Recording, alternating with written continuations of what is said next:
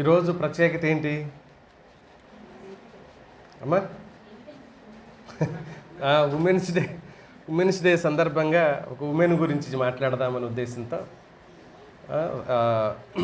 మన మధ్యలో ఉన్న స్త్రీలందరికీ ప్రత్యేకంగా మీరంతా దీవించబడిన వారు. దేవుడు మిమ్మల్ని దీవించాడు.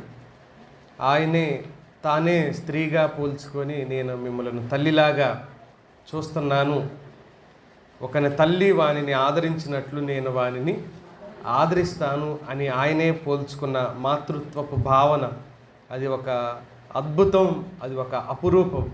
దేవుడు మీకు ఆ స్థితి కలగజేశాడు. కనుక ఉమెన్స్ డే శుభాకాంక్షలు మీ అందరికీ తెలియజేస్తూ వందనాలు. మనం ఒక వ్యక్తి, ఒక స్త్రీ గురించి ధ్యానం చేద్దాం. ఆమె పేరు యోబు భార్య. వాస్తవంగా ఆమె పేరు బైబిల్లో లేదు. బైబిల్లో ఆమెకి పలానా పేరు ఉంది అని మనకు లేదు. కానీ ఆమె గురించి ఏమని చెప్తుంటారు అంటే, కొంతమంది దీనా అని, కొంతమంది మరికొన్ని అరబ్బీ భాషలో కొన్ని పేర్లు చెప్తారు. నేను అది రాసుకొని చెబుదామన్నా కూడా నోరు తిరగదని చెప్పట్లేదు. ఆ టైపులో ఉన్నాయి కొన్ని పేర్లు. కనుక పేరు ఏదైనా కూడా దేవుడు చాలాసార్లు ఆమె ప్రస్తావన చేసిన బైబిల్లో ఆమె పేరు ఒక్కసారి కూడా ప్రస్తావించలేదు. ప్రస్తావించకపోయినా ఆమె గురించి మనకు బాగా పరిచయమైన సందర్భం మాత్రం ఈ 2వ అధ్యాయం 7వ వచనం నుంచి 10 వచనాల వరకు భార్యాభర్తలు ఇద్దరు మాట్లాడుకున్న సందర్భం అది. యోబు భార్య, వారిద్దరు మాట్లాడుకున్నారు. ఇక్కడ సమస్య ఏంటంటే యోబు భార్య గురించే సమస్య. యోబు భార్య, ఓ గొప్ప దైవజనుడు జాన్ కాల్విన్ అనే భక్తుడు యోబు భార్య గురించి ఏమన్నాడు అని అంటే, ఆమె సాతాను టూల్స్ అన్నాడు అనమాట. సాతాను యొక్క సాధనాలు అన్నాడు ఆమెను. ఆమె సాతాను వాడుకునే ఒక సాధనం అని అన్నాడు. సెయింట్ అగస్టిన్ అనే భక్తుడు ఆమె గురించి ఇలా అన్నాడు. సాతాను సెక్రటరీ అన్నాడు. ఎవరిని?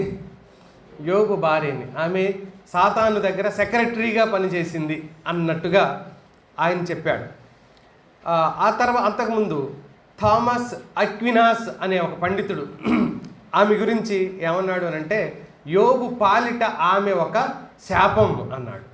యోబు పాలిట ఆమె ఒక శాపం. ఇలాంటి ప్రముఖ బోధకులు, వ్యాఖ్యాతలు ఆమెను చాలా ద్వేషించి వారి బోధల్లో చాలా రకాలైన ద్వేషాన్ని వెళ్ళగక్కారు ఆమె మీద.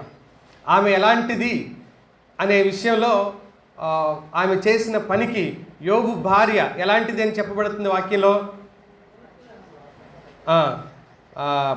దేవుని దూషించి చనిపో అని తన భర్తతో చెప్పిన కారణం చేత ఆమె ఒక దోషకురాలుగా, ఆమె భర్త చావుని కోరుకున్న ఒక భార్యగా ఆమెను సమాజానికి చూపించారు.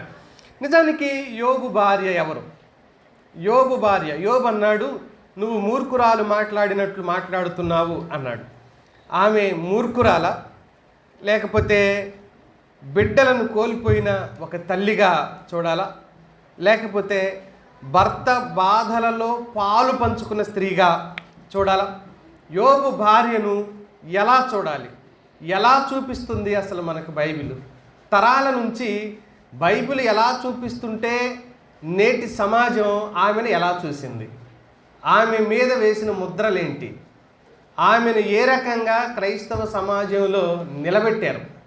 క్రైస్తవ సంఘంలో గొప్ప గొప్ప బోధకులందరూ కూడగట్టుకొని ఆమెను ఏ విధంగా దేవుని సంఘంలో, దేవుని ప్రజల ముందు నిలబెట్టారు?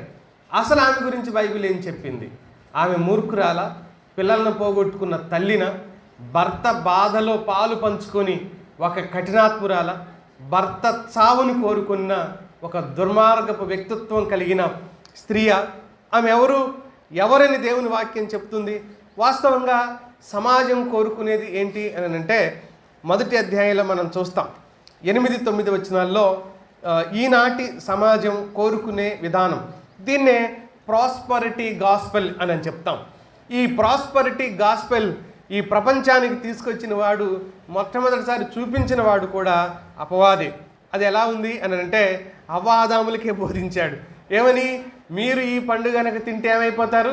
దేవతలు అయిపోతారు, మీకేదో లాభం కలిగిద్ది, మీకు ఏదో మేలు కలుగుతుంది అని చెప్పడమే ప్రాస్పరిటీ గాస్పెల్ ఉద్దేశం. అలాంటి వార్తను తీసుకొచ్చాడు.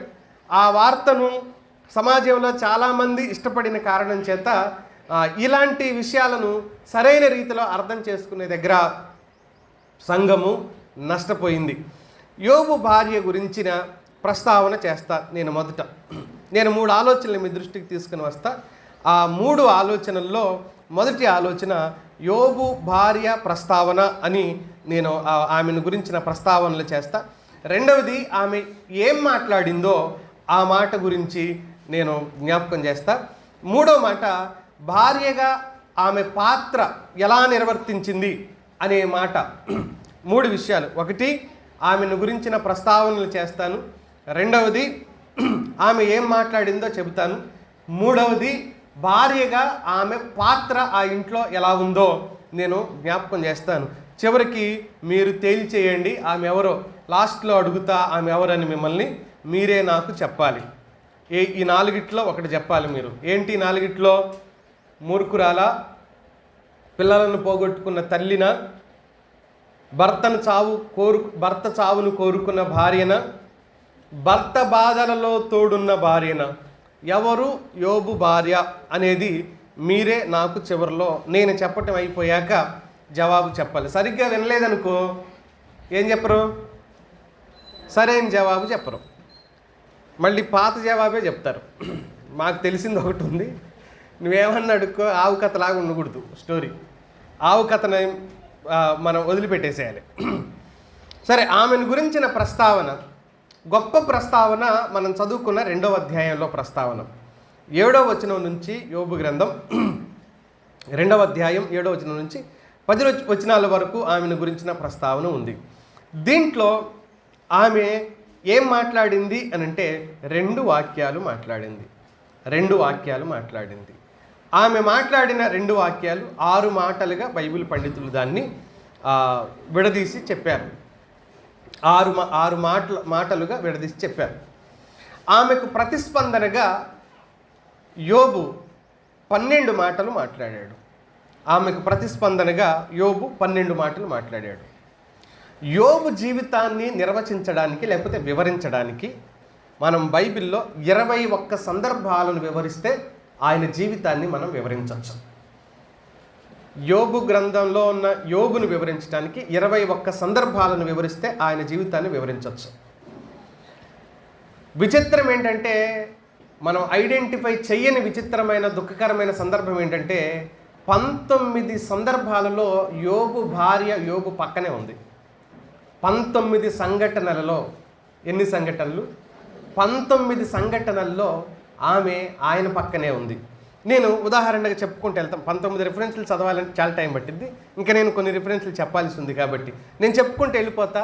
మీరు వీలైతే చూసుకోండి బైబిల్. 1వ అధ్యాయం 5వ వచనంలో యోబు నిత్యం అలా చేస్తున్నప్పుడు భార్య ఆయన వెంటనే ఉంది. నిత్యం అలా చేస్తున్నాడు. ఎలా? దహన బలులు అర్పిస్తున్నాడు, భార్య పక్కనే ఉంది. 17వ వచనంలో సర్వం కోల్పోయామని పనివాడు వచ్చి చెప్తున్నాడు.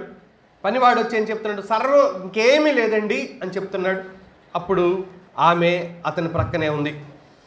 18, 19 వచనాల్లో ఆమెకు 10 మంది పిల్లలు. 10 మంది పిల్లలు చనిపోయారని చెప్పబడుతున్నప్పుడు 10 మంది పిల్లలు ఇక లేరు, వారి చివరి చూపు కూడా మీరు చూడరు. బహుశా ఆ సందర్భం సుడిగాలి వచ్చి ఆ ఇంటిని లేపుకొని తీసుకెళ్ళి ఎక్కడ పడేసిందో తెలియకపోవచ్చు.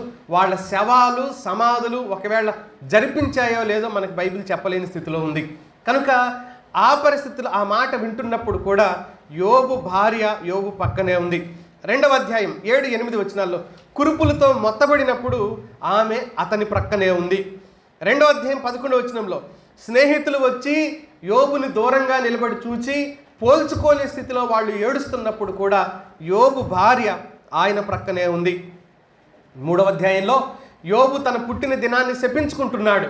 నేను పుట్టకుండా ఉండవలసింది, పుట్టినాడే చావాల్సింది, తల్లి గర్భంలో పిండంగా ఉన్నప్పుడే పడిపోతే బాగుండు అని శపించుకుంటున్నప్పుడు యోబు భార్య అతని ప్రక్కనే ఉండింది. 31వ అధ్యాయంలో యోబు ప్రమాణాలు చేస్తున్నాడు. నేను గనక వేరే ఆమెని వేరేవాడి భార్యని నేను నా కన్నులతో చూసినట్లయితే నా భార్య వేరేవాడు తిరిగి విసురునుగాక అన్నప్పుడు కూడా యోబు భార్య ఆయన ప్రక్కనే ఉంది. 31వ అధ్యాయం అంతట్లో ప్రమాణాలు చేసుకుంటూ వస్తాడు, కన్నులతో నిబంధన చేసుకుంటూ వస్తాడు. 10వ వచనంలో నా భార్య వేరొకరిని తిరిగి విసురునుగాక అన్నప్పుడు అక్కడే ఉంది ఆవిడ. 6వ అధ్యాయంలో బంధువులు స్నేహితులు అందరూ దూరమైపోతున్నప్పుడు నిందిస్తున్నప్పుడు యోబు భార్య అతడి ప్రక్కనే ఉంది. సుడిగాలిలో యెహోవా ప్రత్యక్షమై యోబుతో మాట్లాడుతున్నప్పుడు ఆమె అతని ప్రక్కనే ఉంది. 4వ అధ్యాయంలో సాతానుడు మారువేషంలో వచ్చి దేవుడిగా కనపరుచుకోవడానికి భ్రమపరుస్తున్న సందర్భంలో ఆ సందర్భంలో కూడా పక్కనే ఉంది. తర్వాత ఇతన్ని ఏమారుస్తున్నప్పుడు 4వ అధ్యాయం కాదు, ఇది 2వ అధ్యాయం. ఇతన్ని ఏమారుస్తున్నప్పుడు కూడా ఆమె ప్రక్కనే ఉంది. 1వ అధ్యాయంలోనూ తర్వాత 2వ అధ్యాయంలో కూడా. చివరి వరకు ఆమె అతని ప్రక్కనే ఉంది. చివరి మాట 42వ అధ్యాయంలో తిరిగి అతనితో కాపురం చేసి మరలా పిల్లల్ని కన్నది. అప్పుడు కూడా యోబు భార్య అతనితోనే ఉంది.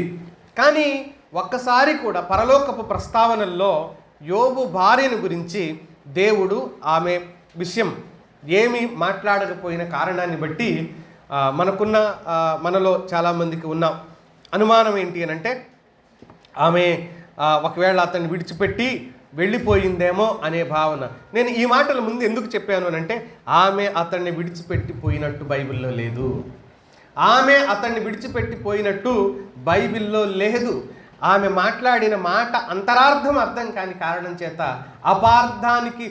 బైబిల్లో అపార్థానికి లోనైన వ్యక్తులలో ఎవరైనా ఉంటే మొదటి స్థానంలో నిలబడేది ఎవరు అనంటే యోబు భార్య నిలబడింది. నేటి వరకు ఆమె యోబు భార్య ఒక మూర్ఖురాలు మూర్ఖురాలు మూర్ఖురాలు మూర్ఖురాలు అనే మనమన్నామే తప్ప బైబిల్ అనలేదు. సరికదా ఆమె భర్త కూడా ఆమెను నువ్వు మూర్ఖురాలువి అని అనలేదు. ఆయన ఏమన్నాడు? మూర్ఖురాలు మాట్లాడినట్టు నువ్వు మాట్లాడుతున్నావు అన్నాడే తప్ప నువ్వు ఒక మూర్ఖురాలువి అని ఆయన అనలేదు. అందుకనే అపార్థానికి అర్థానికి దగ్గర సంబంధాలే ఉంటాయి. దగ్గర జస్ట్ ఒక లైన్ ఉంటుంది అంటే తప్పుకి ఒప్పుకి మధ్యలో ఒక లైన్ సన్నని గీత లాంటిది ఉంటుంది, అంత మాత్రమే. ఆ రెండు ఎప్పుడు పక్కనే ఉంటాయి. ఆ కొద్ది తేడాతో దేన్ని చూస్తున్నామో మర్చిపోయి ఆ లైన్ దాటిపోయామనుకోండి అబద్ధం నిజమవుతుంది, నిజమేమో అబద్ధం అవుతుంది. అది మన ఆలోచనల్లో, వాస్తవంలో కాదు, మన ఆలోచనలో. దాన్నే అపార్థం అని మనం అనుకోవాల్సిన పరిస్థితి వస్తుంది. అందుకనే దేవుడు ఎప్పుడు యోబు భార్యను వేరువేరుగా చూసినట్లు మనకు వాక్యంలో ఎక్కడ ఒక్కసారి కూడా కనబడదు. ఎందుకు అనంటే దేవుడు వారిద్దరిని ఒకే దృష్టితో చూశాడు కాబట్టి, దేవుడు వారిద్దరిని ఒకే దృక్పథంతో ఆలోచించాడు కాబట్టి. ఎందుకంటే వారిద్దరు ఏక శరీరం. బాబు అదేం మామూలుగా ఉండమని చెప్పు, తీయొద్దను. వారిద్దరు ఏక శరీరం అన్న విషయం దేవుడు ముందే గుర్తించాడు కాబట్టి వారిద్దరిని ఆయన వేరువేరుగా చూడలేకపోయారు. వారిద్దరిని ఒకలాగే చూడడానికి ఆయన ప్రయత్నం చేశాడు. కనుక ఆయనను విడిచి ఆమె లేదు అనేది నా మొదటి ప్రస్తావన. ఆయనను విడిచి ఆమె లేదు, ఆయనను విడిచి ఆమె ఉన్నట్లుగా మనకు బైబిల్లో ఎక్కడా కనిపించదు. 19 నేను కొన్ని విషయాలే మాట్లాడుతూ వచ్చాను. ఈ 19 సందర్భాలలో ఆమె అతని ప్రక్కనే ఉన్నట్టుగా దేవుని వాక్యంలో మనం అర్థం చేసుకోవచ్చు. రెండవదిగా ఆమె ఏం మాట్లాడింది ఇప్పుడు చదవండి. యోబు గ్రంథం 2వ అధ్యాయం 9వ వచనంలో మాట్లాడుతుంది. అతని భార్య వచ్చి, నీవు ఇంకను యథార్థతను వదలకయుందువా, దేవుని దూషించి మరణము కమ్ము అని అన్నదంట. దేవుని దూషించి మరణము కమ్ము. అప్పుడు యోబు ఏమన్నాడు? అందుకతడు మూర్ఖురాలు మాట్లాడినట్లు నువ్వు మాట్లాడుచున్నావు. ఎవరు? మనము. అతడు కూడా ఏమంటున్నాడు? నువ్వు భక్తిహీనురాలవి, నాకు ఏంటి సంబంధం, గెట్ అవుట్, ఈ పెంట కుప్ప మీద నుంచి వెళ్ళిపో అంటే ఆయన బయట ఉన్నాడు కదా, అందుకని బూడిదలో ఎక్కడో ఉన్నాడు ఆయన, ఊరి బయట. నా బూడిద కుప్ప లేదా నా పెంట కుప్ప మీద నుంచి గెట్ అవుట్, అవతలకి వెళ్ళిపో అనొచ్చు కదా. ఆయన అనలేదు. ఆయన ఏమంటున్నాడు? ఆయన నువ్వు నేను వేరు కాదు, మనము నువ్వు నేను ఇప్పటి వరకు ఏమయ్యాం? దీవించబడిన వారం. మనం నీకు వేరుగా నేను దీవించబడలేదు, నిన్ను వదిలి నేను దీవించబడలేదు, నువ్వు నేను కలిసే దీవించబడ్డాం. దేవుడు మనలను దీవించాడు. దేవుని వలన ఇప్పుడు చదవమ్మా. మనము దేవుని వలన ఆమెను కలిపి మాట్లాడుతున్నాడు యోబు. ఆయన ఏమి దూరం కొట్టేయలేదు, మనమే మన ప్రసంగాల్లో మార్చేసాం వాళ్ళిద్దరు వేరు వేరని. ఆయనేం వేరు చేసుకోవాలి, తన భార్యను తాను కలుపుకొని మాట్లాడుతున్నాడు. మనము అంటున్నాడు. అతడు దూరంగా ఊరి బయటికి వెళ్ళాడు. ప్రజలంతా రకరకాలుగా మాట్లాడుకుంటున్నాడు. ఏం తప్పు చేశాడు? ప్రజలే కాదు, స్నేహితులే వచ్చి మాట్లాడారు. ఏమని? నీ చేతిలో పాపం ఉన్నట్టు చూచి వదిలేసినట్లయితే 8వ అధ్యాయంలో నీ నీతికి తగినట్లుగా దేవుడు నీ నివాస స్థలమును వర్ధిల్ల చేస్తాడు. నీకు నీతి లేదు కాబట్టి నీ ఇల్లు ఏమైపోయింది? నాశనం అయిపోయింది అని మాట్లాడుతున్నారు. యోబుకు నీతి లేనందువల్లే యోబు కుటుంబం నాశనం అయిపోయిందా? యోబుకు నీతి లేనందువల్లే యోబు కుటుంబం సర్వనాశనం అయిపోయిందా? జనాలు ఇలా మాట్లాడుకున్నారు ఆ రోజు. ఇలా మాట్లాడుకుంటూ ఉండగా ఆమె ఊరి బయట ఆయన కూర్చున్నాడు. అందరూ రకరకాలుగా మాట్లాడుకుంటున్నారు.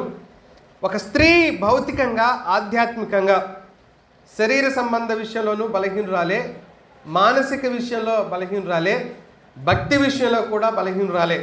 అందుకని ఈ భక్తి విషయం కూడా బలహీనురాలే అని చెప్పి ఘటముతో పోల్చాడు. స్త్రీ ఏం ఘటమన్నాడు? ఒట్టి ఘటమన్నా బాగానే ఉండు. ఏం ఘటం అంటే అది? ఘటం అంటే కుండ అని, మట్టి కుండ అని అర్థం. ఘటం అంటే ఏంటి? మట్టి కుండ. పూర్వం కుండలో నీళ్లు వాడుకునేవాళ్ళం, ఫ్రిడ్జ్లు సామాన్య ప్రజలకు అందని కాలంలో.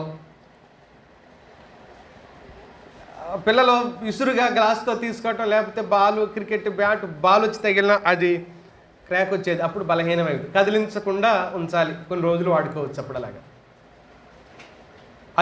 అదేం కుండ? ఇప్పుడు బలహీనమైన కుండ. కదిలిస్తే ఆ కుండని దాని స్థానంలో దాన్ని ఉంచితే ఎన్ని రోజులైనా ఉంటుంది. కదిలించామో ఏమైపోద్ది? పగిలిపోద్ది. అందుకనే స్త్రీని పేతురు అన్నాడు. ఏం చెప్పండి? బలహీనమైన ఘటము. కదిలిస్తే విడిపోతుంది. ఉంచవలసిన స్థానంలో, ఉంచవలసిన స్థితిలో చెప్పండి ఉంచాలి, లేకపోతే ఆ కుండకు సమస్య వస్తుంది. మరి యోబు భార్య ఐరన్ లేడీ అందామా? ఆమె తన కడుపును పుట్టిన 10 మంది పిల్లలు తన కళ్ళ ముందు కనబడకుండా చచ్చిపోయారనే వార్త విన్నప్పుడు, ఒకటే రోజు అలాంటి వార్త విన్నప్పుడు ఏ తల్లి పిచ్చిదైపోదు? ఏ తల్లి జీవితంలో విరక్తి కలిగి ఉండదు? వారిని పెంచి పెద్ద చేసిన తల్లి 10 సార్లు ఆమె గర్భాన్ని దేవుడు దీవించాడు. 10 సార్లు ఆమె గర్భాన్ని దేవుడు ఆశీర్వదించాడు. గర్భఫలము యెహోవా ఇచ్చు. 10 సార్లు ఆమెకు ఆ ఫలాన్ని దేవుడు దయచేశాడు. 10 సార్లు ఆమె గర్భవతి అయి పిల్లలను కన్నది. ఒకటే రోజు ఆ 10 మందిని కోల్పోయింది. అప్పుడు ఆమె మానసిక స్థితి ఎలా ఉండాలి? ఆమె ఆలోచన విధానం, ఆమె స్థితి ఎలా ఉండాలి? పిచ్చిదైపోయి ఆయన కాదు బూడిదలో కూర్చోవాల్సింది. ఫస్ట్ ఎవరు కూర్చొని ఉండాలి ఆ టైంకి? ఈమె ఆల్రెడీ కూర్చొని ఉండాలి. కానీ ఈమె అలా కూర్చోలేదు. ఆమె స్థిరంగా నిలబడి ఉంది. అప్పటికి ఆమె స్థిరంగా నిలబడి ఉంది. 7వ అధ్యాయం 3వ వచనంలో చూస్తే, పిల్లలు పోతే పోయారులే అనుకునే మాట పక్కన పెడితే, 3వ అధ్యాయంలో భర్త స్థితి చూడండి. ఆశ లేకయే జరుగు నెలలను నేను చూడవలసి వచ్చెను, ఆయాసంతో కూడిన రాత్రులు నాకు నియమించబడి ఉన్నవి అని అన్నాడు. 1 రోజు కాదు, 2 రోజులు కాదు యోబు బాధ. నెలల తరబడి ఈ బాధ ఆ భక్తుడు అనుభవిస్తూ ఉన్నాడు. నెలల తరబడి ఊరి బయట బూడిదలో కూర్చొని ఉన్నాడు.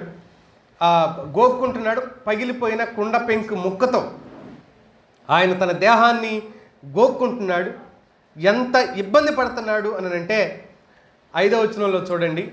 ఆయన శరీరం ఎలా ఉందంటే, నా దేహం పురుగులతోనూ మంటి పిల్లలతోనూ కప్పబడింది, నా చర్మము మాని మరలా పగులుతుంది అని అన్నాడు. ఆ పుండ్లు గాయాలు మానినట్టుగానే మానుతున్నాయంట. మళ్ళీ పగిలి అందులో నుంచి రస వస్తుంది, రసతో పాటు పురుగులు వస్తున్నాయంట. యోబు బ్రతుకుండగానే పురుగులు పడ్డాయి ఆయన ఒంటి మీద. అలాంటి పరిస్థితుల్లో ఊర్లో ఉంటే కుష్ఠరోగం అని ఉంచుకోరు కదా, ఊరి బయట బూడిదలో కూర్చున్నాడు, గోక్కుంటున్నాడు ఆ పెంకు తీసుకొని. ఆమె ఆయన ప్రక్కనే ఉంది. బహుశా ఆమె ఇలాంటి నేపథ్యంలో ఆమె ఏం మాట్లాడింది అని అంటే, ఆయన దగ్గరకు వచ్చింది, భర్త దగ్గరికి వచ్చింది. వచ్చి ఏమంటుంది, నీవు ఇంకను యథార్థతను వదలక ఉన్నావా? నేను ఇందులో 2 ఆలోచనలు చెప్తాను మీకు. ఆమె మాట్లాడిన మాటలో 2 ఆలోచనలు లేక 2 తలంపులు మీ దృష్టికి తీసుకొస్తాను. మొదటి తలంపు ఏంటి అని అంటే, ఆమె ఇలా అంటుంది, నీవు ఇంకను యథార్థతను వదలక యుందువా, దేవుని దూషించి మరణము కమ్ము అని అన్నది. నువ్వు దేవుని దూషించి మరణము కమ్ము అని. ఆమెకు ఒకవేళ ఇలా అనుకుంటే, నేను ఇలా అనుకోవట్లేదు, ఇలా అనుకుంటే ఆమె ఈ మాటే అన్నది అనుకుంటే, ఏమాట, నువ్వు దేవుని దూషించి మరణమైపో అని ఒకవేళ ఆవిడ ఆ మాట అన్నది, అదే మాట ఖచ్చితంగా అన్నది సార్, మేము చదివాం సార్ అని అంటే గనక, ఆమెకు ఒక స్పృహ ఉంది. ఏంటి ఆ స్పృహ? ఏ మనిషి అయినా దేవుని గనక దూషిస్తే వాడు ఏమైపోతాడనే స్పృహ, మరణమైపోతాడు, చనిపోతాడనే స్పృహ. దేవుని దూషించకూడదు, ఆయన గౌరవనీయమైన వాడు, ఆయన ఘనపరచబడిన వాడు, ఘనతకర్హుడు కనుక ఆ దేవుణ్ణి ఏ మనిషి కూడా దూషించకూడదు అనే స్పృహ కలిగిన వ్యక్తిగా ఆమె మనకు ఈ భాగంలో కనబడుతుంది. అందుకని మానినట్టుగానే మానుతుంది, నెలల తరబడి ఈ ప్రక్రియ జరుగుతుంది. ఆయన చర్మం అంతా మానుతుంది, పగులుతుంది, రసిగారుతుంది, అందులోంచి పురుగులు బయటకు వస్తూ ఉన్నాయి, దురద భరించలేకపోతున్నాడు, వాసన, ఊరి బయట ఉన్నాడు. ప్రతిరోజు బహుశా ఆయనకు సర్వం కోల్పోయారు. ఆయనకు భోజనం తీసుకురావాలి ఈవిడ, మరి ఎక్కడి నుంచి తీసుకొస్తుందో, అడుక్కొని తెచ్చిందా, ఇంటింటికి వెళ్ళి తెచ్చిందా, సహాయం చేయమని అర్థించిందా? ఒకనాడు సుసంపన్నంగా బ్రతికారు, ఒకనాడు కొన్ని వేల మందికి వీళ్ళు తల్లిగా తండ్రిగా మారిపోయారు. దిక్కులేని వారికి, విధవరాళ్లకు, అనాథలకు, పరదేశులకు వీళ్ళు ఉపకారంగా ఉన్నారు. బట్టలు లేని వారికి బట్టలు ఇచ్చారు, భోజనం లేని వారికి భోజనం పెట్టారు, ఇన్ని చేశారు. ఇప్పుడు ఈరోజు వీళ్ళకి భోజనం లేకుండా పోయింది. భర్త ఊరి బయట ఉన్నాడు, అందరు ఏసడించుకుంటున్నారు, అసహించుకుంటున్నారు. మీరేదో తప్పు చేశారు కాబట్టే నీకు ఈ శిక్ష కలిగింది, నువ్వేదో తప్పు చేసావు కాబట్టే నువ్వు ఇలాంటి పరిస్థితిని ఎదుర్కోవాల్సి వస్తుంది, నువ్వు ఇబ్బందికర పరిస్థితులకు వెళ్ళడానికి నీ పాపమే కారణం అన్నట్టుగా వాళ్ళందరూ నిందిస్తున్నారు, వెలుచూపుతో వేలు చూపించి మరీ మాట్లాడుతున్నారు. అలాంటి పరిస్థితుల నడుమ ఆమె భర్త బాధ చూడలేక, మీరు వినే ఉంటారు పేపర్లలో, టీవీల్లో కుదరని రోగాలు వచ్చినప్పుడు వాళ్ళు గవర్నర్కి ఒక అర్జీ పెట్టుకోవటం చూసే ఉంటారు మీరు.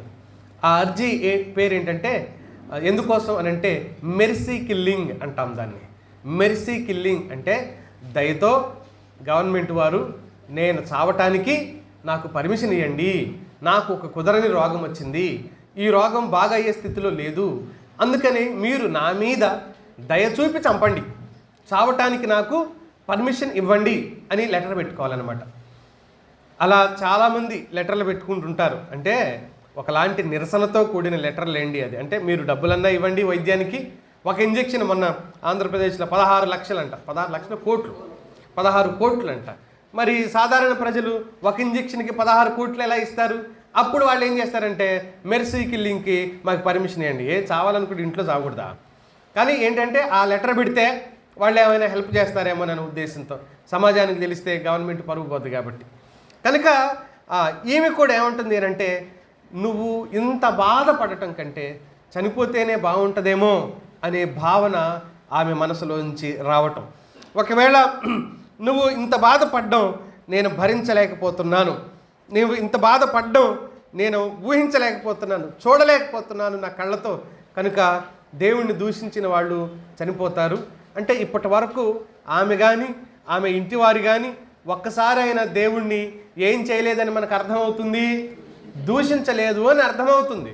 దేవుణ్ణి తిరస్కరించలేదు అని అర్థమవుతుంది. ఇప్పుడు మనకు కష్టం వచ్చింది కదా, అలా చేసినా కూడా నువ్వు చనిపోతావేమో, అలా చెయ్యి అని చెప్పినట్లుగా కూడా దాన్ని మనం అర్థం చేసుకోవచ్చు ఆ మాటను. అయితే ఈమె మాట్లాడిన మాట వీళ్ళందరూ ఇలా ఎందుకన్నారు ఈ భక్తులు అని అంటే దానికి కారణం లేకపోలేదు. ఆమె ఏమన్నదో ఒకసారి మనం మళ్ళీ చదువుదాం. 9వ వచనంలో, అతని భార్య వచ్చి, నీవు ఇంకను యథార్థతను వదలకయుందువా, దేవుని దూషించి మరణము కమ్ము అని అన్నారు. ఈవిడ ఈ మాట అనడం వల్ల దైవజనుల్లో కలిగిన ఒక చిరాకు ఏంటి అని అంటే, మొదటి అధ్యాయం 11వ వచనంలో మాట చూడండి. ఎందుకు ఆ చిరాకు కారణమో చెప్తా.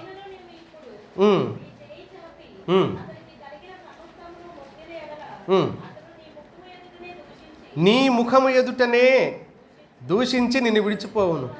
దేవుణ్ణి దూషించేవాళ్ళు ముఖం ఎదుటనే దూషించి, అరేరే ఈమె సాతానుడు ఏ మాట అయితే అన్నాడో ఆ మాటే యోబు భార్య అన్నది. 2వ అధ్యాయం 5వ వచనంలో చూడండి మళ్ళీ.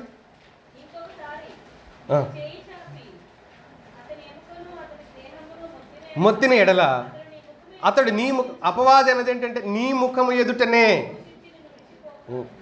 నీ ముఖం ఎదుటనే నిన్ను దూషించి నిన్ను విడిచిపోతాడు మనిషి. వాస్తవంగా యోబు భార్య ముఖం ఎదుట అనే పదాన్ని వాడలేదు. అపవాది మాట్లాడిన ముఖం ఎదుటనే నిన్ను దూషిస్తారు అంటే ఈమె అపవాది ఏజెంట్ అని అనడంలో ఉద్దేశం ఏంటంటే, ముందు అపవాది 2 సార్లు అన్న మాటనే ఈవిడ మళ్ళీ తిరిగి రిపీట్ చేస్తూ వచ్చింది.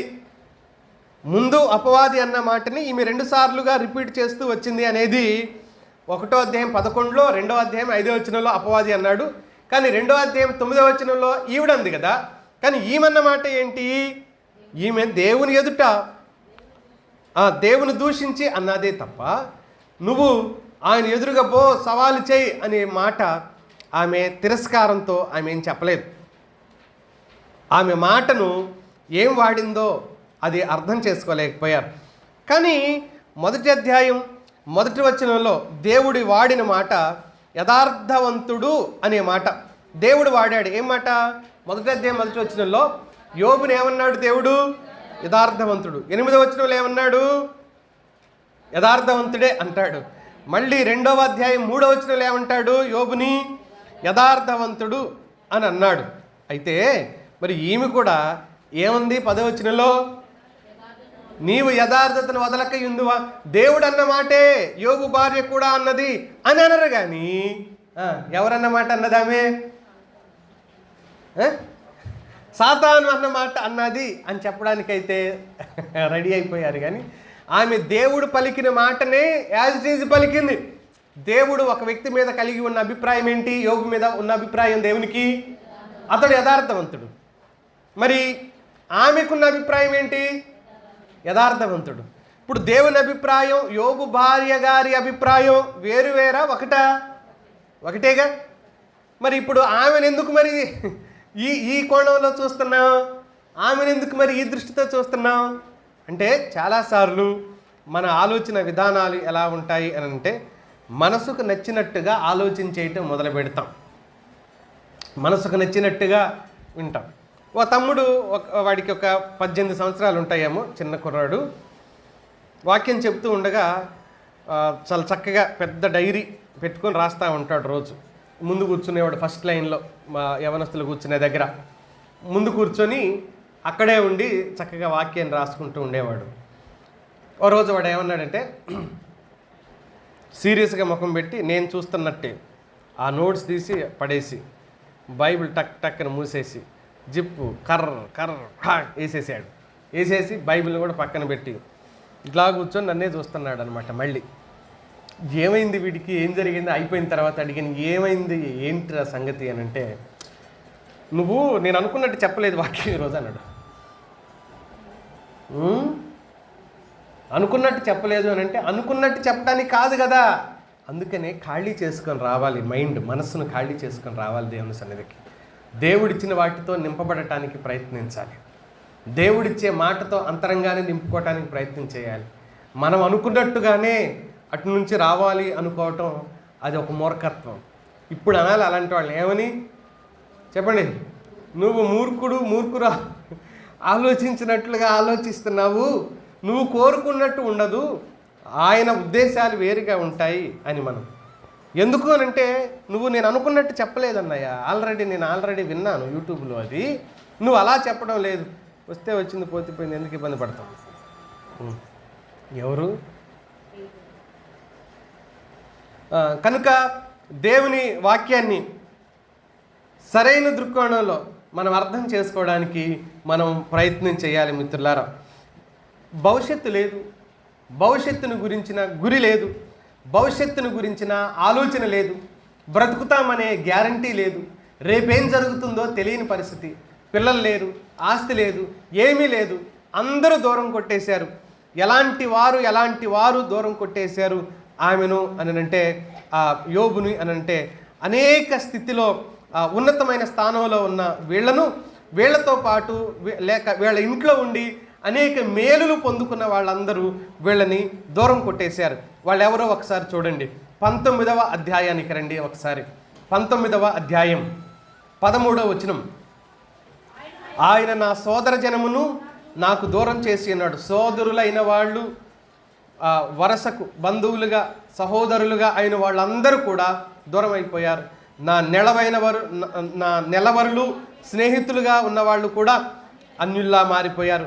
నా బంధువులు నా యొద్దకు రాలేదు, నా ప్రాణ స్నేహితులు నన్ను మర్చిపోయారు, నా ఇంటి దాసీ జనులు నన్ను అన్యునిగా ఎంచారు. ఆయన కుప్ప మీద ఉంటే ఆ దారిలో వెళ్తున్నారు అనుకో, చూసి చూడనట్టుగా పరిచయం లేని వ్యక్తుల్లాగా ముఖం తిప్పుకొని వాళ్ళు వెళ్ళిపోతున్నారంట.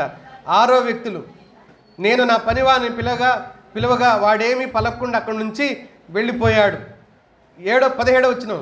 నా ఊపిరి నా భార్యకు అసహ్యము. 9, నేను కనిన కుమారులు ఎక్కడున్నారు? అసలు ఎక్కడ చచ్చిపోయారు అందరూ, అంటే వరుసకు కుమారులు అయ్యేవాళ్ళు, వాళ్ళకు కూడా ఏమైపోయింది? అసహ్యంగా మారిపోయింది. 10వ వచనంలో, నా ప్రాణహితులందరికీ నేను అన్యుడినైతిని. 11వది, అంటే 19వ వచనంలో 11వది, నేను ప్రేమించిన వారు నా మీద తిరగబడి ఉన్నారు అని చెప్పాడు. ఇది నా స్థితి, ఇది నా పరిస్థితి అని యోబు చెప్పుకుంటున్నాడు. ఆయన దినాలు ఎలా గడుస్తున్నాయంటే 7వ అధ్యాయం 3వ వచనంలో, ఆదరణ లేక నా దినములు గడుస్తున్నాయి అన్నాడు ఆయన. ఆదరణ లేని స్థితిలో, ఎలాగూ ఆదరించలేకపోతుంది ఆమె, ఏం చేసి కూడా భర్తకు ఆదరణ ఇవ్వలేకపోతుంది. ఒక స్త్రీగా తాను ఏం చేయాలో అర్థం కాని పరిస్థితి. ఏం చేసావు? ఆయన కడుపు అయితే నింపుతుంది, ఏదో ఒకటి తెచ్చి ఆయనకు ఆహారం పెట్టి, ఆయనకు భోజనం పెట్టి ఆయన కడుపు అయితే నింపగలుగుతుంది ఊరు బయట. అందుకే నేను అన్నాను, బహుశా ఒకవేళ ఆవిడ అడుక్కొని వచ్చి ఆయన కడుపు నింపుతుందేమో అనే భావన.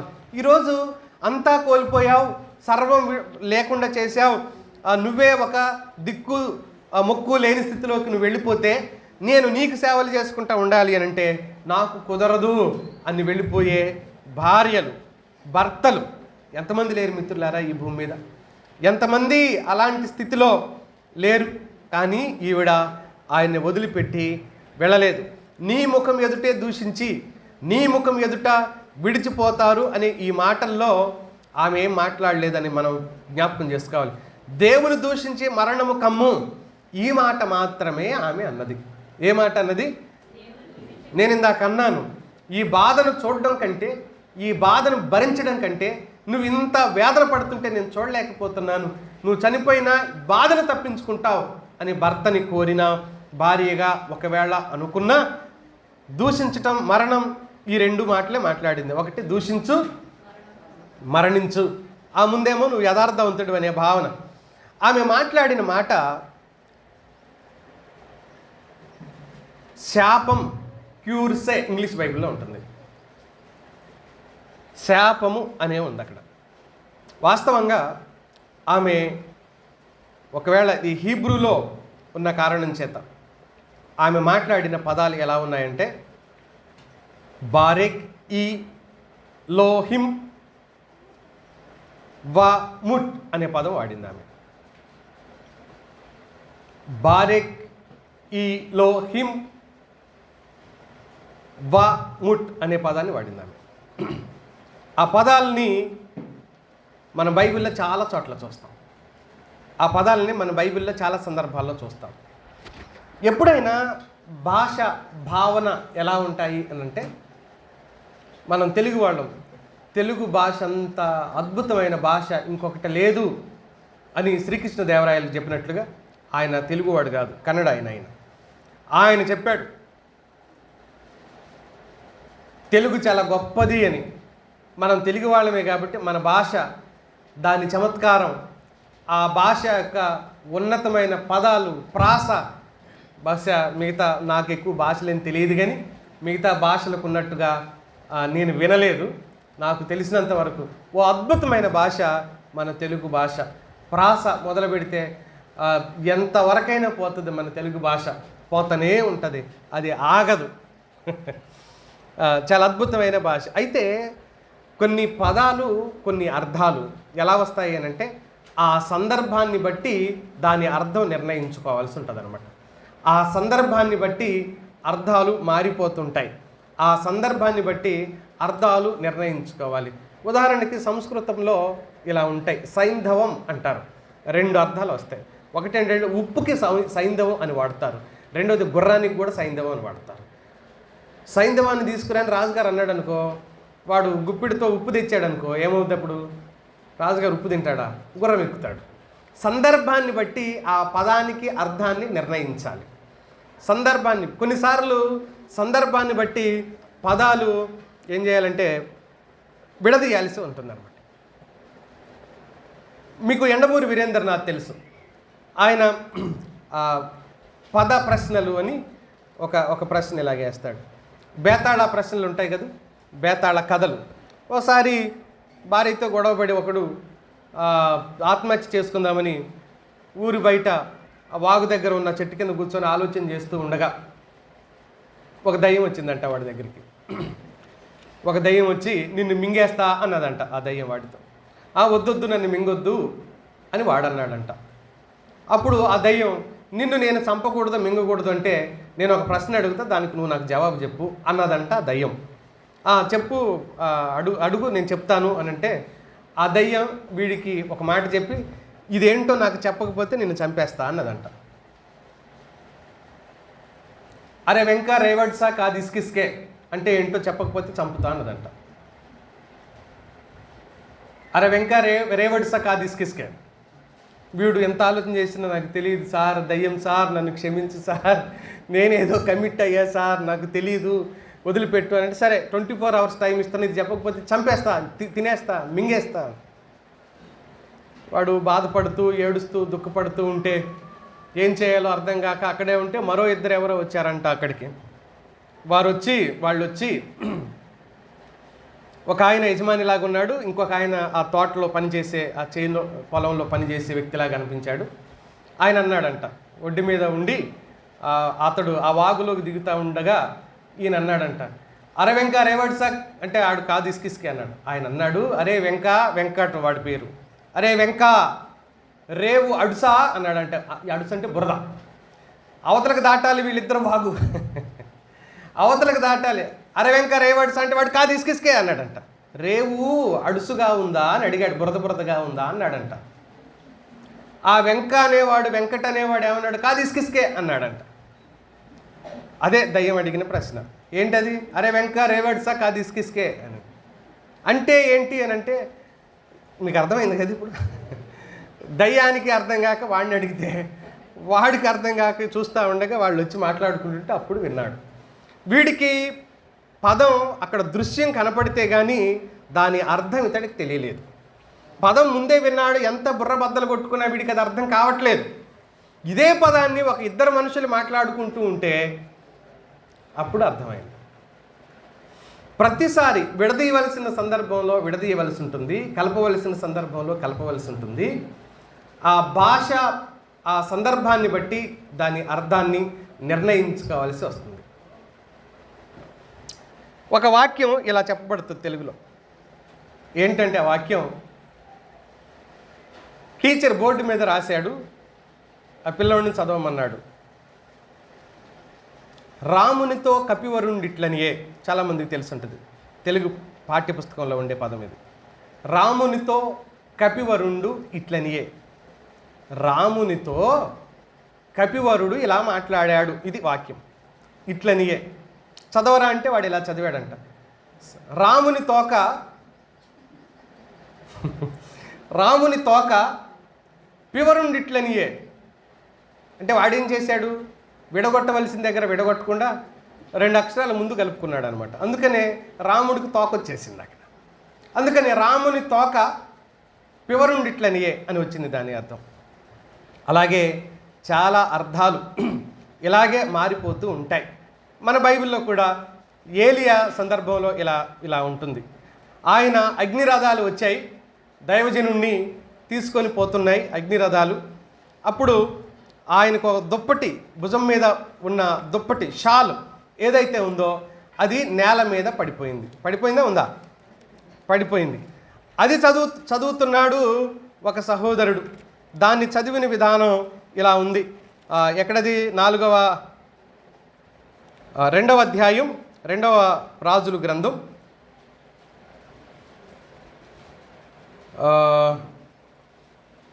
2వ అధ్యాయంలో ఎక్కడుందా పదం చూడండి, చదవండి.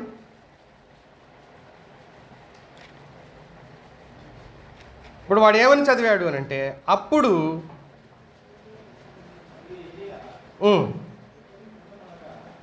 అది అట్లా చదివితే అప్పుడు ఏలియా ఎక్కడ పడ్డాడంట? దుప్పటికి. అది ఏలియా వచ్చి దుప్పటి కింద పడ్డాడట. కానీ అక్కడ మనం ఇప్పుడు అందుకే చెప్పాను నేను, ఏలియా దుప్పటి అది కథ. ఏలియా దుప్పటి కింద పడ్డానికి, ఏలియానే పోయి దుప్పటి కింద పట్టడానికి ఎంత తేడా ఉందో. యోబు భార్య సందర్భంలో కూడా భాష దగ్గర అంత తేడా వచ్చింది మిత్రులారా. భాష దగ్గర అంత తేడా వచ్చేసింది. సరే, ఇప్పుడు ముందుకు వెళ్ళిపోదాం. అక్కడ బారెక్ ఈలోహిం వాముట్ అనే పదాన్ని మనం అనేక సందర్భాల్లో చదువుతాం. బరాక్ అనే క్రియాపదం సమర్పణతో మోకరించడం అనే అర్థం వస్తుంది. సమర్పణతో మోకరించడం. బరాక్, బారేక్, బారుక్ ఈ పదాలు పర్యాయ పదాలకు చెప్పబడతాయి. మనకు తెలుసు బెరాకా అంటే ఏంటి? బెరాకా లోయ ఉంది కదా. బెరాకా అంటే ఏంటి? స్తుతి అని. బెరాకా అంటే స్తుతి అని. బెరాకా లోయ అని చదువుతాం.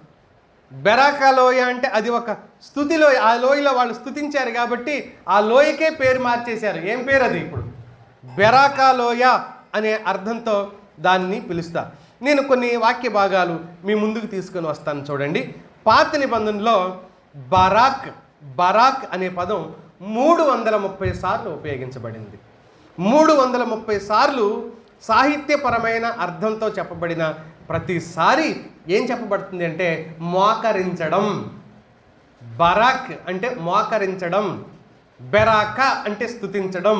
ఇవన్నీ అక్కడక్కడే ఉండే దగ్గర పదాలుగా మనం చూస్తాం. నేను 2-3 సందర్భాలు జ్ఞాపకం చేస్తాను. ఆదికాండం 24వ అధ్యాయంలో 11వ వచనం, ఎలియాజరు ఒంటెలను మోకరింపజేసిన సందర్భం అది.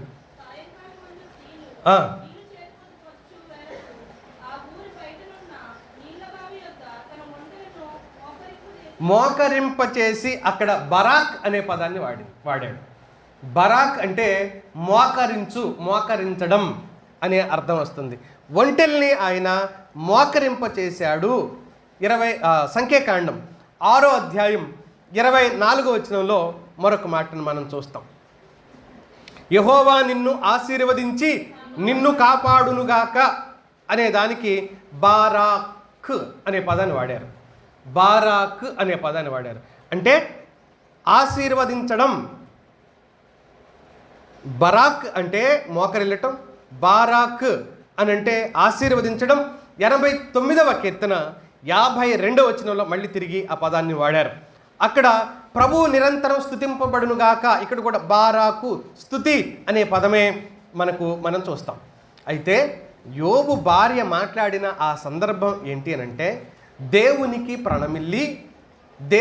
ప్రణమిల్లి అంటే మోకరిల్లి సమర్పించుకొని అప్పగించుకో దేవునికే. నిన్ను నువ్వు దేవునికి అర్పించేసుకో, సమర్పణగా అయిపో, బలి అయిపో, దేవునికే నిన్ను నువ్వు అర్పించేసుకో, దేవుని చేతిలో నిన్ను నువ్వు పెట్టేసుకో అని నేను చెప్తాను. ఈ బాధ నువ్వు పడొద్దు. నీ బాధను నేను చూడలేను, నీ బాధను నువ్వెంత భరించుతున్నావో కానీ నా వల్ల కాదు, ఇక నేను భరించలేకపోతున్నాను, నిన్ను ఈ స్థితిలో చూడలేకపోతున్నాను, నిన్ను ఈ స్థితిలో నేను భరించలేకపోతున్నాను. దేవుని సన్నిధిలో మోకరించు, దేవుని స్తుతించు, దేవునికి నీ ప్రాణాన్ని అర్పించేసుకో అని చెప్తుంది ఆమె చెప్పిన మాట అది. ఆమె చెప్పిన మాట అది. దేవుణ్ణి తిట్టి చచ్చిపో కాదు ఆమె చెప్పింది. దేవుణ్ణి తిట్టేసి చనిపో అని కాదు ఆమె చెప్పిన మాట. అందుకని ఈ భార్య భర్తలు ఇద్దరు ఎవరిని దూషించలేదు, ఎవరి పట్ల తప్పుగా మాట్లాడలేదు. ఇది దేవుని వలన కలిగింది, మనం దేవునికే అప్పగించుకోవాలనే భావన ఆమెకు కూడా ఉంది. అయితే ఆయన ఉద్దేశం ఏంటి అని అంటే భరించాలి అనే భావన ఆయనలో ఉంది. అందుకనే ఆయన ఏమన్నాడో తెలుసా ఆమెను? ఇప్పుడు చదవండి. ఆమె ఏమన్నాడు ఆయన? నీవు మూర్ఖురాలు మాట్లాడినట్లు మాట్లాడుతున్నావు. ఏయ్ మూర్ఖురాలా, గెట్ అవుట్ అనలేదు ఆమెను. ఏమన్నాడు? అదేంటి నువ్వు ఇలా మాట్లాడుతున్నావేంటి? నాకు చాలా విచిత్రంగా ఉంది. నువ్వేనా ఇలా మాట్లాడేది? నా సాహచర్యంలో కనీసం 40-50 సంవత్సరాలు మనం కలిసి ఒక ఇంట్లో నివాసం చేసాం, కాపురం చేశామే. నువ్వు నా సన్నిహితురాలివి, నా స్నేహితురాలివి, నా అర్ధాంగివి, నా భార్యవు, నా సహచరివి, నా తోటిదానివి. ఇద్దరం కలిసి ప్రార్థించాం, కలిసి పని చేశాం, కలిసి జీవితాన్ని ఆనందంగా ఎంచుకున్నాం, కలిసి జీవితాన్ని పంచుకున్నాం, కష్ట సుఖాలను పంచుకున్నాం, కలిసి ఇంతటి సంస్థానాన్ని ఏర్పాటు చేశాం. దేవుని భయం ఏంటో మనకు తెలుసు, దేవుని పట్ల భక్తి ఏంటో మనకు తెలుసు. నువ్వు ఇలా మాట్లాడుతున్నావా? నువ్వేనా ఇలా మాట్లాడేది అని సాధారణ భాషను ఆయన ఎలా మాట్లాడాడు అని అంటే, అదేంటి నువ్వు మాట్లాడే మాట కాదు ఇది, ఇది ఎవరు మాట్లాడవలసిన మాట? ఎవరో మూర్ఖురాలు మాట్లాడవలసిన మాట. నువ్వు మాట్లాడుతున్నావేంటి?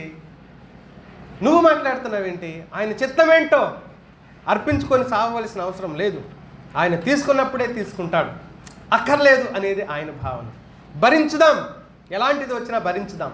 ఆయన పక్షాన ఎలాంటి సమస్య వచ్చినా నిలబడిపోదాం. ఆయనకు తెలియకుండా వచ్చిందా అనేది ఆయన భావన. అందుకని ఆయన అంటున్నాడు, ఎవరో మూర్ఖురాలు మాట్లాడితే సబబుగా ఉండవలసిన మాట నువ్వు మాట్లాడుతున్నావేంటి అని అన్నాడే తప్ప నువ్వే మూర్ఖురాలివి అని ఆయన అనలేదు, నువ్వే ఇలాంటి దానివి అని ఆమె నేరస్తురాలిగా ఆయన అనలేదు. బహుశా నేటి బతుకుల ప్రసంగాలు యోగు గనక వింటే కర్ర తీసుకొచ్చి కొట్టేవాడు. ఎందుకంటే అప్పుడు ఆయన ఎవరిని కొట్టలా తిట్లా. ఈరోజు బతుకులను వదిలిపెట్టకపోను ఏమని, ఓరి ఓరి ఓరి దౌర్భాగ్యులారా, నా భార్యని ఎన్ని మాటలంటున్నారు, నా భార్యని ఎన్ని మాటలంటున్నారు మీరు, ఆమె నన్ను సావమన్నా, అది ఆమె నన్ను ఇలా చేసింది అలా చేసింది ఎవరు చెప్పారా మీకు అని మనల్ని ఉతుకుడు ఉతక్కుండా ఉతుకుతాడు. చూడు యోగు కనుక వస్తే 1 గంట టైం ఇస్తే మేము విశ్వాసులు ఏమంటారు కానీ బోధకులు మొత్తాన్ని లైన్లో నిలబెట్టి ఉతుకుతాడు చూడు. ఎందుకు అని అంటే నా భార్య మీద ఇన్ని నిందలేస్తారా మీరు ఏదో చూసినట్టుగా, అక్కడ మీకేమో తెలిసినట్టుగా, కానీ నా భార్య ఎలాంటిది కాదు. ఆయన స్టేట్మెంట్ అది. ఏమని? మూర్ఖురాలా అనలా. ఏమన్నాడు చెప్పండి?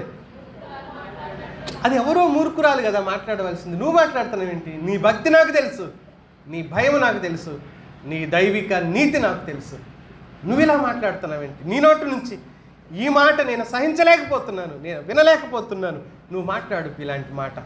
వద్దు వద్దు వద్దు, మనం భరించుదాం, మనం నిలబడదాం, మనం ప్రభు కోసం కనిపెడదాం. ఇది యోబు భావన. ఆమె భావన, నువ్వు దేవునికి నిన్ను నువ్వే అప్పగించుకొని అర్పించుకో. దేవుణ్ణి ఆమె తప్పు పడడం లేదు. ఆమె దేవుడు తప్పు చేశాడు మన విషయంలో అని ఆమె అనలేదు. దేవుడు అన్యాయం చేశాడు, నాకు 10 మంది పిల్లల్ని. యోబుకు ఎంత నష్టం జరిగిందో కొన్ని రెట్లు ఎక్కువే నష్టం ఆమెకు జరిగింది. యోబు 10 మందిని కడుపులో మొయిల, 9 నెలలు 10 మందిని యోబు కడుపులో మొయిల. ఎవరు మోసారు? ఆమె మోసింది. ఆమెకు తెలుసు 10 మంది పిల్లలు ఒకటే రోజు కళ్ళ ముందు చచ్చిపోతే ఎలా ఉంటుందో. ఆస్తి ఆయనకే పోయింది, ఈమెకుందా? ఈమె వాటా ఉందా? ఏమన్నా ఈమె అంతా పోలేదా? ఇప్పుడు రోగగ్రస్తుడు పేషెంట్ బెడ్ మీద ఉన్నవాడు బాగానే ఉంటాడు, సేవ చేసేవాళ్ళు ఎలాగవుతారు? వీళ్ళ పరిస్థితి ఎలా ఉంటుంది? ఇప్పుడు ఆమె పరిస్థితి అదే కదా. ఎక్కువ మానసిక సంఘర్షణకు గురి అయింది యోబు భార్య. మరింత ఎక్కువ మానసిక సంఘర్షణకు గురైనా కూడా స్టేబుల్గా నిలబడింది. చివరికి భర్త బాధన సహించలేని ఒక ప్రియమైన భార్యగా ఆమె ఏమంటుంది అని అంటే, నిన్ను నువ్వు దేవునికి అర్పించుకో.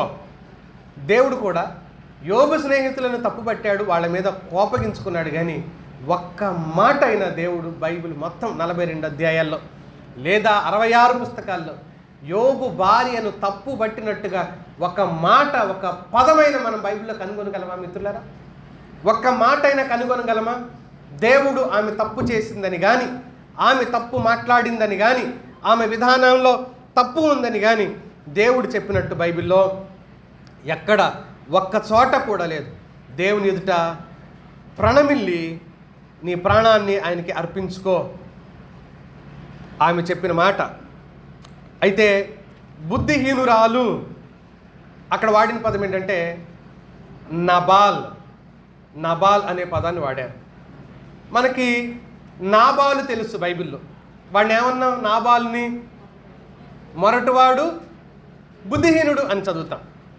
నాబాలు పేరుకి అర్థం సరియే, ఆ సందర్భంలో చదువుతాం. కనుక ఈమెని బుద్ధిహీనురాలు అని పిలిచాడు. కానీ ఎవరో బుద్ధిహీనురాలు మాట్లాడినట్టుగా నువ్వు మాట్లాడుతున్నావు అనే మాటను ఆయన మాట్లాడినట్టు. నేను చివరి మాట చెప్తా, మనకు సమయం లేదు, చాలా ఎక్కువ సమయం అయిపోయింది ఇప్పటికి. మూడో మాట, భార్యగా ఆమె పాత్ర. ఆమె ప్రస్తావనలో భర్తను ఎక్కడ విడిచిపెట్టలేదు. రెండవది, ఆమె మాట్లాడిన మాటలో ఆయన్ని దూషించి చనిపో అనడం కాదు, ఆయనకి ప్రణమిల్లి మోకరిల్లి నీ ప్రాణాన్ని ఆయనకు అర్పణ చేసుకో అని చెప్పింది అనే మాటను చదువుతాం. మూడో మాట ఏంటి అని అంటే, భార్యగా ఆమె పాత్ర, ఆమె ఎలాంటి పాత్రను పోషించిందో నేను త్వరగా చెప్తాను, మనకు అసలు టైం అయిపోయింది. ఏంటి ఆమె పాత్ర? భార్యగా యోబు భార్య ఎలాంటి పాత్రను నిర్వహించింది అని అంటే, నేను 4 తలంపులు త్వరగా చెప్తాను. ఏంటి అంటే ఆమె పాత్ర, యోబు ఆస్తి. మొదట యోబు ఆస్తి, వ్యవసాయం, పాడి, ఆ గొర్రెల నుంచి వచ్చే పరిశ్రమ, ఇది వృద్ధి చెందాలి అని అంటే స్త్రీ పరిచర్య చాలా ప్రాధాన్యత సంతరించుకుంటుంది ఇంట్లో. స్త్రీ పరిచర్య చాలా ప్రాధాన్యత. అతని ఇంటి ఆస్తి భార్య సహకారం లేకుండా ఇలా జరగటం అనేది కుదరదు. వంట వచ్చిన వాళ్ళు తప్ప ఇంట్లో వంట రాని వాళ్ళు కొంచెం ఉప్పు ఇమ్మని పక్కింటి వాళ్ళు అడిగితే ఆయన ఇల్లంతా ఎతికినా ఉప్పు దొరకదు. ఎందుకు అనంటే ఇంట్లో ఉప్పు ఎక్కడుంటుందో కూడా చాలామంది మగాళ్ళకి తెలియదు. వంట వచ్చిన వాళ్ళకి తెలుస్తుందిలే, చాలామంది మగవాళ్ళకి తెలియదు. ఇంకేదైనా వస్తువు అడిగారనుకో ఎప్పటికీ దొరకదు, అది మా ఇంట్లో లేనే లేదు అని కూడా అనే పరిస్థితి వస్తుంది. అంటే ఇంట్లో నిర్వర్తించవలసిన పాత్ర స్త్రీ లేకపోతే అది వృద్ధి చెందటం అనేది అసాధ్యం. స్త్రీ లేకపోతే స్త్రీ సహకారం లేకుండా ఆ ఇల్లు అభివృద్ధి చెందాలి అని అంటే అది సాధ్యపడే చర్య కాదు. 3వ వచనంలో, మొదటి అధ్యాయం 3వ వచనంలో ఇలా చదువుతాం, అతనికి 7,000 గొర్రెలను 3,000 వేలే ఉన్నప్పుడు గొర్రెలు, ఒంటెలు, ఎద్దులు, ఇవన్నీ గాడిదలు, బహుమంది పనివాళ్ళు, ఇంతమందిని మెయింటెనెన్స్ చేయాలి అని అంటే, ఇంతమందిని నడిపించాలి అని అంటే స్త్రీగా భార్యగా ఆమె పాత్ర లేకపోతే ఆయన ఆస్తి అంత ఉన్నత స్థితికి వచ్చేదే కాదు. తూర్పు దిక్కు జనులలో అతడే ఐశ్వర్యవంతుడు అని చదువుతున్నాం. తూర్పు దిక్కు జనులలో అతడే ఐశ్వర్యవంతుడు అవ్వాలి అని అంటే ఆమె సహకారం లేకపోతే ఆయన ఇన్ని వ్యాపారాలు, ఇన్ని బిజినెస్లు, ఇన్ని పనులు చేసేవాడా యోబు? ప్రాణం విసిగిపోయి ఈమె సహకరించిందే మరణాన్ని కోరుకునేదే అయితే సంసోన్ ఏమనుకున్నాడు? ప్రాణము విసిగి చావగోరెను అని చదువుతాం సంసోన్ విషయం. ఈయన ఎప్పుడు కూడా అలాంటి స్థితిలోకి వెళ్ళలేదు. పైగా అతడు దీవించబడుతూ ఆశీర్వదించబడుతూ వచ్చాడు.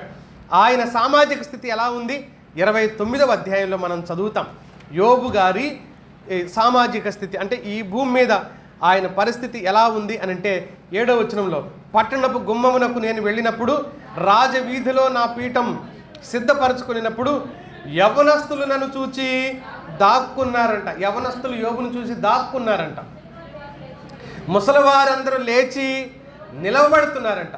ఈయన కంటే పెద్ద వయసున్న వాళ్ళు ఈయన వెళతా ఉంటే చైర్లో కూర్చొని లేచి నిలబడి రండి సార్ అంటున్నారంట యోబుని. యవనస్తులైతే అమ్మో యోబు గారు వస్తున్నారు, ఈయనకి ఎదురుకి వెళ్ళొద్దులే అని పక్క సందులో నుంచి వాళ్ళంతా వెళ్ళిపోయారంట. 9వ వచనంలో అధికారులు మాట్లాడుట మాని నోటి మీద చేయబెట్టుకున్నారు. ఈయన మాట్లాడటం మొదలుపెట్టిన తర్వాత నువ్వే మాట్లాడు అని అన్నారు. ప్రధానులు మాట్లాడక ఊరుకున్నారు. వారి నాలుక వారి అంగిలికి అంటుకొనిను. నా సంగతి వినబడిన ప్రతి వాడు నన్ను అదృష్టవంతుడిగా ఎంచెను అనే మాట. వస్తున్నాడు భార్యకి చెప్పుకోలేడు కానీ మనకైతే 100 మాటలు చెప్తాడులే ఈయన. ఆ మాటలు మనం వినలా? మనుషుల్ని తోటి మనుషులు అన్న మాటలు వినలా? ఒకవేళ ఈయన భార్య ఈయన మాట వినందే అయితే, చావును కోరిందే అయితే యవనస్తులు దాక్కుంటారా? వృద్ధులు లేచి నిలబడతారా? అధికారులు నోటి మీద చేసుకొని మీరే మాట్లాడండి, మీరు ఏది చెబితే అదే చేస్తాం అని అంటారా? ప్రతి వాడు ఈయన చూసి ఏమన్నారంట? అదృష్టవంతుడు అదృష్టవంతుడు అని అన్నారంట. నేను కంటబడిన ప్రతివాడు నన్ను గూర్చి సాక్ష్యం ఇచ్చారు. ఇంకా చాలా ఆయన చేసిన పనులు ఉన్నాయి. ఆయన సామాజిక స్థితి అంత ఉన్నతంగా రావాలి అని అంటే ఎలా సాధ్యమవుతుంది? 12వ అధ్యాయం 4వ వచనంలో సామెతల గ్రంథంలో ఉన్నమాట ఒకసారి చదవండి. ఏం గుర్తులేదు ఎవరికి? మీరు చెప్తారనుకొని నేను అమ్మా, యోగ్యురాలు తన పెనిమిటికి ఏమవుతుంది? కిరీటం. యోగ్యమైన స్త్రీ తన భర్తకు గౌరవాన్ని తెచ్చిపెడుతుంది. యోగ్యమైన స్త్రీ గౌరవంతో తన భర్తను అలంకరిస్తుంది. అతన్ని అవమానపరచదు, అతన్ని హేళన చేయదు, అతనిలో ఉన్న లోపాలు బహిరంగం చేయదు. గౌరవం తెచ్చిపెడుతుంది అతడికి, అతన్ని సరిచేస్తుంది, అతన్ని క్రమపరుస్తుంది. అందుకని యోగ్యురాలు పెనిమిటికి కిరీటం. ఆయన వీధిలోకి వెళ్ళినప్పుడు ఆయన అంతగా గౌరవిస్తున్నారు. ఆమె తన భర్తకు యోబుకు ఎలా మారిపోయింది? ఆమె కిరీటంగా మారిపోయింది. ఈయనంటున్నాడు, నేను గవిని యొద్దకు వెళ్ళినప్పుడు పెద్దలు లేచి నిలబడుతున్నారు, వృద్ధులు లేచి నిలబడుతున్నారు. రాజవీధుల్లోకి వెళ్ళినప్పుడు గౌరవం దొరుకుతుంది. గవిని గుణవతి స్త్రీ గురించి మాట్లాడుతుంది దేవుని వాక్యం. 31వ అధ్యాయం సామెతల గ్రంథం 23వ వచనంలో ఆమె గురించిన ప్రస్తావన చూడండి. ఆమె పెనిమిటి దేశపు పెద్దలతో కూర్చోవడానికి ఆమె చర్యలు కారణం అంటుంది దేవుని వాక్యం. ఆమె చర్యలు, ఆమె పనులు కారణం అంటుంది. అదృష్టవంతునిగా నన్ను వాళ్ళు ఎంచారు అని చెప్తున్నాడు. 3వ మాట చూద్దాం. ఆమె సంతానం 10 మంది పిల్లలు, అందులో 7 అబ్బాయిలు 3 అమ్మాయిలు, అందరూ కలిసి ఉన్నారు. వైరం లేదు, సంతోషంగా ఉన్నారు. వారు విసిగిపోలేదు, నిలుచున్నారు. ప్రతిరోజు దహన బలి పొద్దున్నే 10 మంది కోసం 10 సార్లు 10 పశువులను అర్పించడం గంటలు అయిపోద్దా? తెల్లవారుజామున ఎప్పుడు లేపాడో, వాళ్ళు నిద్ర పోనిచ్చాడో లేదో ఈయన రోజు ఇదే పని బలి అర్పిస్తూ ఉన్నాడు. అప్పుడు వాళ్ళు ఎవ్వరూ విసిగిపోయినట్టు మనకు లేదు. ఆ తల్లి దైవికమైన భయంతో ఆ పిల్లల్ని పెంచింది కాబట్టి 10 మందిలో ఎవరు విసిగిపోలేదు, 10 మంది గొడవ పడలేదు, 10 మంది ఒకరినొకరు తిరస్కరించుకోలేదు, 10 మందిలో ఎవరు యోబుని కూడా నిందించలేదు. పెంపకంలో తల్లి పాత్ర అమోఘం, అది శ్రేష్టమైంది. యోబు రోజు బలి అర్పిస్తున్నాడు, ఒక్కరు కూడా విసిగిపోలేదు.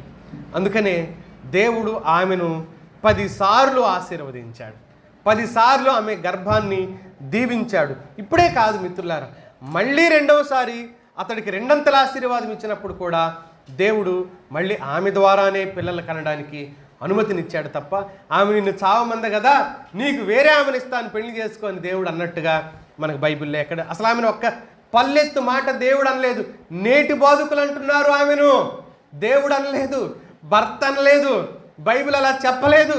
కానీ చాలామంది నేటి బోధకులు ఆమెను ఎన్ని రకాలుగా ఈసడించుకున్నారో. ఆమె సంతానం దీవించబడిన సంతానం. ఆమె కుమార్తెలు తర్వాత లాస్ట్లోకి వచ్చిన తర్వాత 42:7-8 వచనాలు యోబు కుమార్తెలకు యోబు పేర్లు పెట్టాడు. కుమారులతో పాటు కుమార్తెలకు కూడా పాళ్ళు ఇచ్చారు. యోబు స్నేహితులపై దేవుడు కోప్పడ్డాడు. ఆమె భార్య విషయమై కోప్పడ్డాడు. తప్పు చేసిన వాళ్ళు ఎవరైతే ఉన్నారో వాళ్ళను కోప్పడ్డాడు. మరి ఈమె తప్పు చేసుంటే లాస్ట్లో ఈమెను దేవుడు ఎందుకు కోపగించుకోలేదు? 42వ అధ్యాయం 7-8 వచనాల్లో స్నేహితుల మీద కోప్పడ్డాడు, కానీ దేవుడు ఈమె మీద కోపపడలేదనే విషయం. యోబుతో కలిసి 2 ఆశీర్వాదంలో ఈవిడ పాలు పొందింది. ఒకవేళ ఈమె తప్పుడు మాటే మాట్లాడిన వ్యక్తి అయితే 2 ఆశీర్వాదానికి దేవుడు ఈమెను పాత్రురాలిగా ఎందుకు ఉంచుతాడు? అందుకనే ఆమె అంటున్న మాట ఏంటి అనంటే, ఏదైనా మాట దేవునితో చెప్పి ఆ మాట అర్పణదై ఉండాలి. అర్పించుకొని, నీ ప్రాణాన్ని అర్పించుకొని నువ్వు మరణమైపో. తప్పు అభిప్రాయంతో, తప్పు ఆలోచనతో మనం వ్యక్తులను కూడా ఆలోచించటం అనేది తప్పు. ఇది దేవుని నుంచి వచ్చింది, దేవుడు తప్ప దీన్ని ఎవరు మార్చలేరు. ఇది ఆమె ఘోష, ఇది ఎవరు మార్చలేరు. మనం ప్రత్యామ్నాయం ఎన్నుకోవటానికి లేదు. ఆయనే ఇచ్చాడు, ఆయనకే అర్పించుకో, ఆయనకే నీ ప్రాణాన్ని సమర్పించుకో అని ఆమె తనను తాను దేవునికి అర్పించుకోమని తన భర్తను ప్రోత్సహించిందే తప్ప, ఇప్పుడు చెప్పండి ఆమె ఎవరు? యోబు భార్య మూర్ఖురాల? యోబు భార్య భర్త ప్రాణాన్ని, భర్త మరణాన్ని కోరుకున్న వ్యక్తి, భర్త శ్రమలలో పాలిదై ఉన్న వ్యక్తి ఎవరు ఆమె అంటే మనం ఏం చెప్తాం? ఆమె మాత్రం మూర్ఖురాలు అయితే కాదు, ఆమె అయితే భక్తిహీనురాలు అయితే కాదు. దేవుని చేత మళ్ళీ 10 సార్లు దీవించబడి మళ్ళీ ఆమె గర్భం ఫలించి ఆశీర్వాదకరమైన తల్లిగా 2వసారి కూడా దీవించబడిన ఒక తల్లిగా ఆ తల్లిని మనం చూస్తాం. కాబట్టి ఒక స్త్రీగా ఆమె పాత్ర యోబు జీవితంలో అమోఘం, చాలా ఉన్నతం. ఆ పదాన్ని విశ్లేషణ చేయడం కోసం సమయం అంతా వ్యర్థమైపోయింది. నేను ఆమె వ్యక్తిత్వం గురించి మళ్ళీ ఎప్పుడైనా నేను మాట్లాడడానికి ప్రయత్నం చేస్తాను. కనుక వాక్యాన్ని దేవుని మనసుతో, దేవుని ఆలోచనతో మనం నేర్చుకోగలిగితే మనకు క్షేమం. దేవుడు అలాంటి గొప్ప కృప మనకు దయచేయను గాక. ఆమేన్. తలలు ఉంచుదాం, ప్రార్థన చేసుకుందాం. మనం విన్న ఈ మాటలను బట్టి ఒక్కరూ ప్రార్థన చేద్దాం.